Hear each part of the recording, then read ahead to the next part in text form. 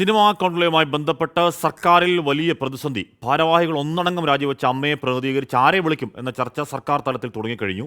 വേട്ടക്കാർക്കൊപ്പം ഇരിക്കില്ല എന്ന WCC നിലപാട് അംഗീകരിക്കുമെങ്കിൽ കോൺക്ലേവിൽ നാരെയെല്ലാം മാറ്റി നിർത്തുക എന്നതും സർക്കാരിന് മുന്നിൽ വലിയ ചോദ്യചിഹ്നമാകും. സിനിമാ മേഖലയിലെ പ്രതിസന്ധി പരിഹരിക്കാൻ സർക്കാർ മുന്നോട്ട് വെച്ച ആശയമാണ് സിനിമാ കോൺക്ലേവ്. സിനിമയിലെ പ്രതിസന്ധിയേക്കാൾ സർക്കാരിന് വലിയ വെല്ലുവിളിയായി മാറുകയാണ് ഇപ്പോൾ കോൺക്ലേവ്. സിനിമാ നയ രൂപീകരണ കമ്മിറ്റിയിൽ അംഗമായ മുകേഷിനെതിരെയുള്ള ആരോപണമാണ് ആദ്യ പ്രതിസന്ധി.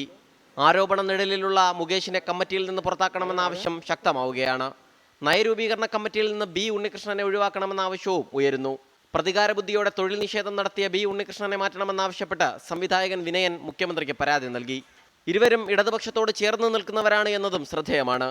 ആരോപണ വിധേയരെ ഒഴിവാക്കിയാലും സിനിമാ കോൺക്ലേവിന്റെ പ്രതിസന്ധി അവസാനിക്കുന്നില്ല. ഇരകളെയും വേട്ടക്കാരെയും ഒന്നിച്ചിരുത്തിയുള്ള ചർച്ച തടയുമെന്ന പ്രതിപക്ഷത്തിന്റെ ഭീഷണി ഒരു വശത്ത്. താരസംഘടനയായ അമ്മയിലെ മുഴുവൻ അംഗങ്ങളും രാജിവെച്ച പശ്ചാത്തലത്തിൽ ഔദ്യോഗികമായി ആരെ ക്ഷണിക്കുമെന്നത് മറ്റൊരു പ്രതിസന്ധി.